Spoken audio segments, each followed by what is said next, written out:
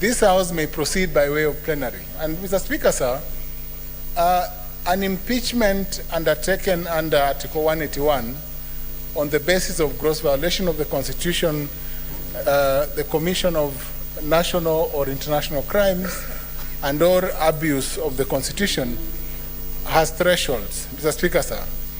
And I am happy, Mr. Speaker, sir, that I am not in any committee or in the special committee because I've defended one impeachment successfully, the latest impeachment of Governor Abdullahi. We defended him successfully in court, and the proceedings of this House were thrown out. I'm also lucky because I've proceeded before. I've defended another impeachment of Governor Waititu, and I was also involved in the impeachment of Governor Wambora. So I have a history of impeachments, but on the other side, Mr. Speaker, sir. Mr. Speaker, sir, the reason why members are protesting this afternoon is not because a choice of a committee under Standing Order 81B1 is not a good choice. No, I have told the Leader of Majority, Senator Aaron Cheriot, that it is not about the substance of the choices of senators who are in the committee. No, it is not whether they've been former governors serving. That is not the question, Mr. Speaker, sir, is the process.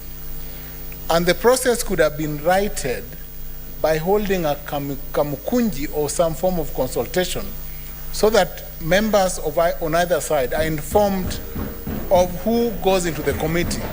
It is not about who sits in the committee, Mr. Speaker, sir. And I think none of the members who have spoken this afternoon has spoken to the inappropriateness, for instance, of Senator Aluale sitting in the committee, no, or any other senator sitting in the committee, no. It is that neither the leader of minority, my learned brother, sitting right here, should have at least convened a kamukunji, Mr. Speaker, sir. I believe the same for the other side.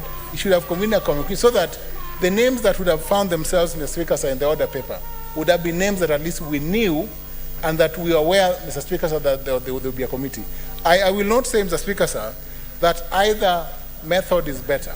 But a plenary, Mr. Speaker, sir, affords members and all members, including first-term members like myself and Okenyuri, Senator Okenyuri, who is also serving here for the first time, an opportunity to follow proceedings from an impartial front, Mr. Speaker, sir. I'm informed, Mr. Speaker, sir, that such a proceeding will afford all members an opportunity to listen to the accusations and not just to sit here and wait for a report to be tabled before the Senate. Senator Methu was sharing with me this morning and whispered to me that he would be happy to listen to this proceeding so that a fair impeachment, a fair process of removal under Section 33 of the County Government Act, Mr. Speaker, sir, and this process must be fair. This is the first time, Mr. Speaker, sir, that a woman is appearing before Senate for impeachment. Second time. I think there was Governor Anwar Guru in the last Senate, in the 12th Senate.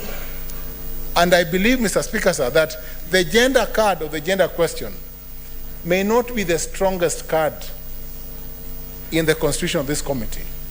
Though I believe, Mr. Speaker, sir, that a number of 5 for women and 6 for men would have been a fairer balance in this committee. And I speak for women, Mr. Speaker, sir. It is not just because I have been a gender teacher, Mr. Speaker, sir, but I speak to the question of some level of fairness or a feeling of fairness of both women and men who sit in the Senate. But I wish to remind Senator Gloria that, Mr. Speaker, sir, should we proceed by way of plenary, she will not have a right to vote at the end of the process. Should an impeachment be made? But at least it is fair, Mr. Speaker, sir, that this be an all-inclusive process. Ultimately, Mr. Speaker, sir, may I say this, Mr. Speaker, sir, that let us as Senate, whether we decide to go by way of committee or by way of plenary, have a process that is fair, that will give Governor Gov Mwangaza an opportunity to defend herself, so that finally, if she's found to have breached the Constitution, or found not to have breached the Constitution, it would have been a fair process that would speak to what Senate will do from now and in the future.